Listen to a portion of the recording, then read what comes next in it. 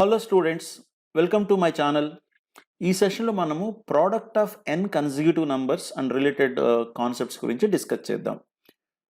Consecutive numbers అంటే వరుస సంఖ్యలు. ఎన్ కన్సిక్యూటివ్ నంబర్స్ అంటే ఎన్ వరుస సంఖ్యలు. అంటే ఫర్ ఎగ్జాంపుల్ మీకు ఒక 3 వరుస సంఖ్యలు తీసుకుందామండి. 3 consecutive numbers 3, 4, 5.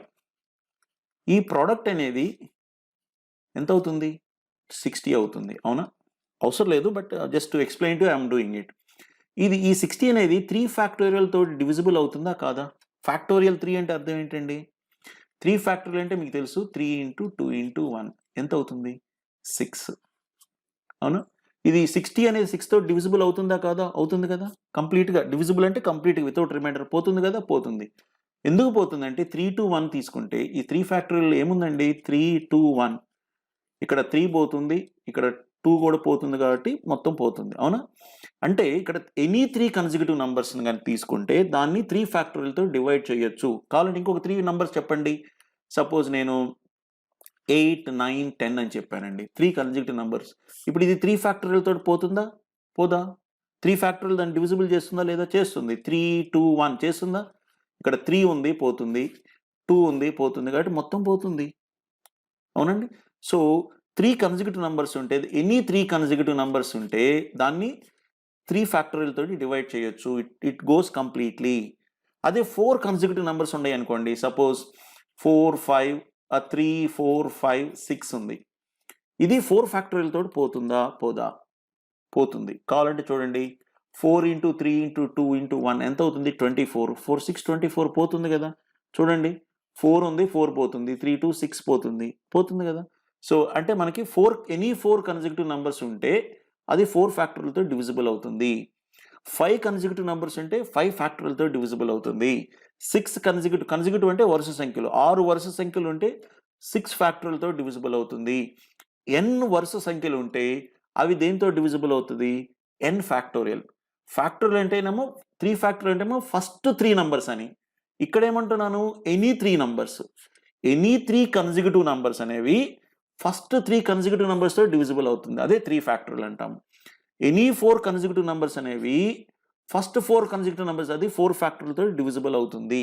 So n consecutive numbers, product of n consecutive numbers is always divisible by n factorial.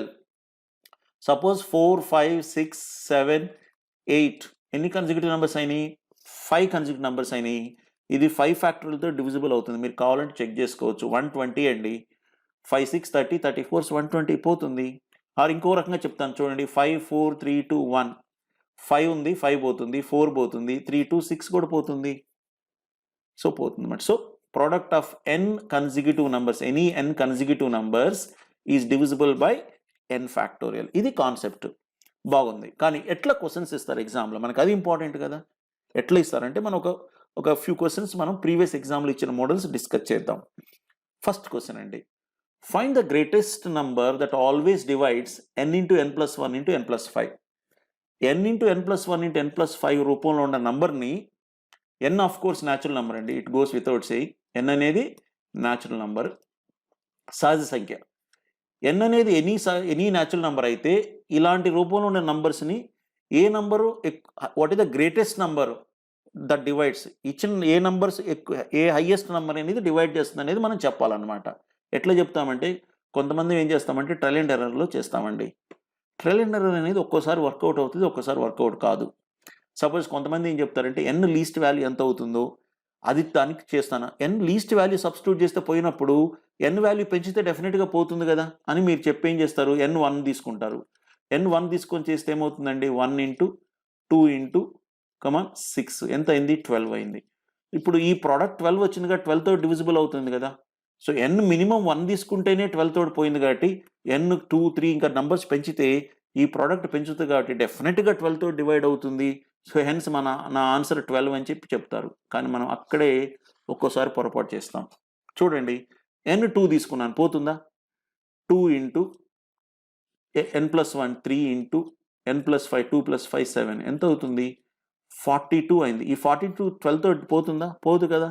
పోదు. So trial and error method ఒక్కోసారి వర్కౌట్ కావచ్చు, ఒక్కోసారి ఇలాంటి కేసులు వర్కౌట్ కాదు. ఇక్కడ పోతుంది 12తో, ఇక్కడ పోవట్లేదు. అందుకని చిన్న నంబర్ ఎన్కి సబ్స్టిట్యూట్ చేసి అది సాటిస్ఫై అయింది కాబట్టి దానికి తర్వాత ఎంత పెద్ద నెంబర్ కూడా సాటిస్ఫై అవుతుందని చెప్పి మనం చెప్పలేము అనమాట. అది గమనించండి. రైట్. మరి ఎట్లా చేస్తామంటే చూడండి, ఎన్ ఇంటూ n+1 ఇంటూ n+5 ఉంది కదా, మనం దీన్ని n into n+1 into n+5 నేను n+2+3 అని రాయొచ్చా? 2 నంబర్స్గా బ్రేక్ చేస్తున్నాను. చేయొచ్చండి. చేసినప్పుడు n+2ని ఒక నంబర్గా బ్రేక్ చేస్తాను, 3ని ఒక నంబర్గా బ్రేక్ చేస్తాను. n+2 ఇంటూ ఏమవుతుంది? n into n+1 into n+2.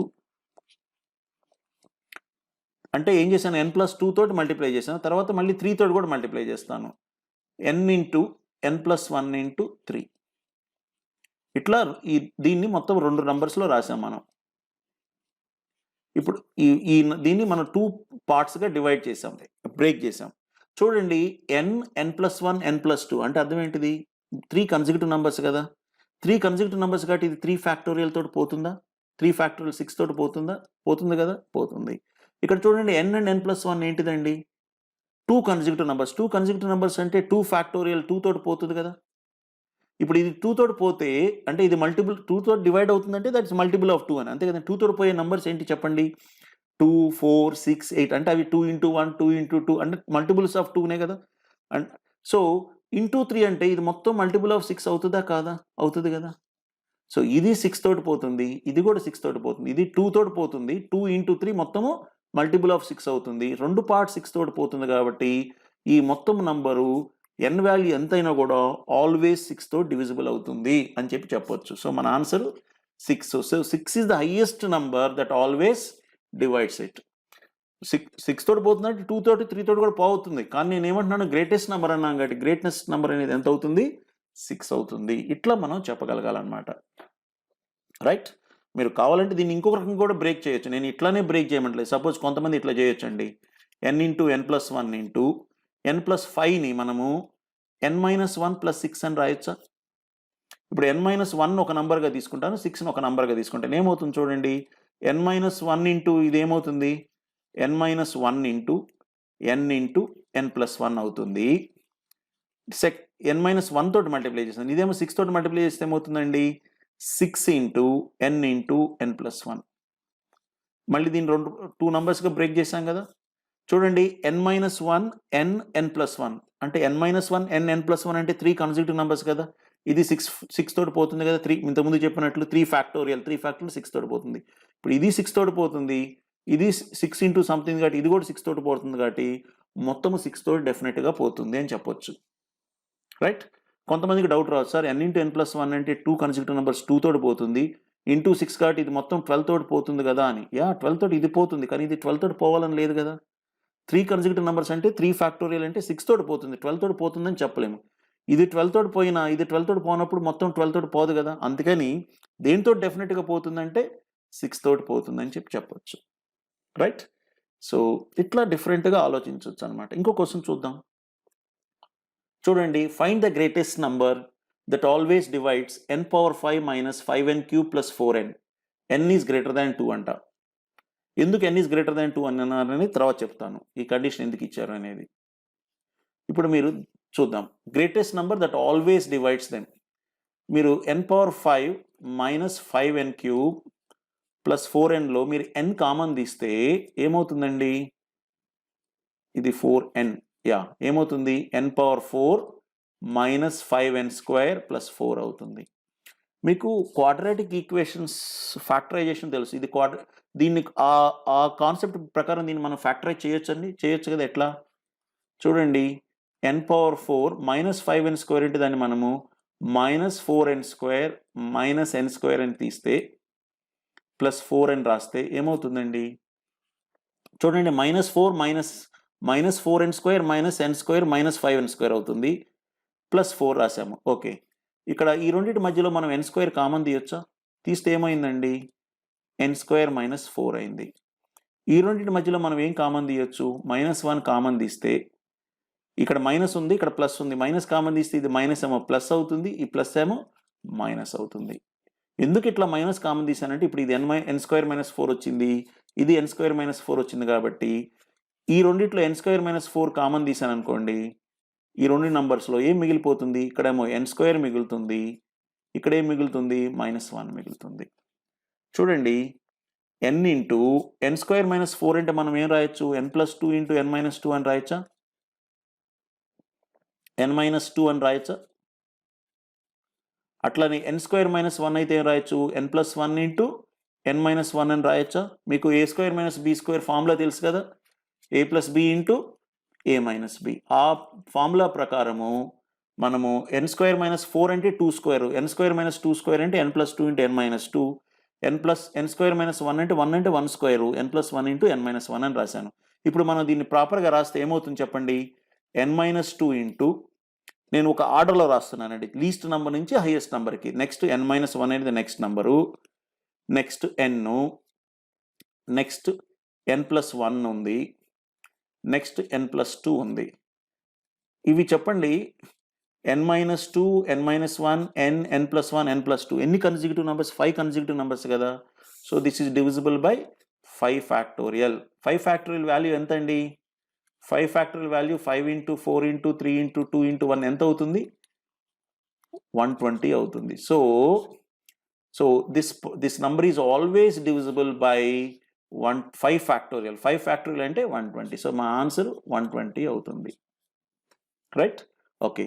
మీకు డౌట్ రావచ్చు, ఎందుకు n ఈజ్ గ్రేటర్ దాన్ 2 అన్నాడంటే, సపోజ్ n 2 అయింది అనుకోండి, ఏమవుతుంది? ఇక్కడ n-2 ఉంది, 2 - 2 0 అయిపోతుంది. మొత్తం 0 అయితే అప్పుడు ఆ క్వశ్చన్కి 120 ఇంకొక నెంబర్ అనేది సిగ్నిఫికెంట్ కాదు కదా, అందుకని చెప్పి అట్లా కండిషన్ ఇచ్చాడు. n 1 అయింది అనుకోండి, ఇక్కడ చూడండి n-1 0 అయిపోతుంది, అందుకని n గ్రేటర్ దాన్ 2 అనే కండిషన్ ఇచ్చాడనమాట. టెక్నికల్గా కరెక్ట్గా ఉంటుంది. రైట్? ఇది ఒక ప్రీవియస్ ఎగ్జామ్ మోడల్. రైట్ అండి. ఇంకొక క్వశ్చన్ చూద్దాం. If n is an even number greater than 4, n is even number greater than 4, నేను దీనికి తర్వాత వస్తాను. What is the greatest number that always divides n³ - 6n² + 8n అన్నాడు. ఇప్పుడు మీరు గమనిస్తే దీంట్లో కూడా మళ్ళీ n కామన్ తీయొచ్చు కదా, తీస్తే ఏమైంది? n² - 6n + 8. మీకు ప్రీవియస్ క్వశ్చన్లో ఎట్లా ఫ్యాక్టరైజ్ చేయాలనే చెప్పాను, అది ఆ రూపంలో మీరు ట్రై చేయండి.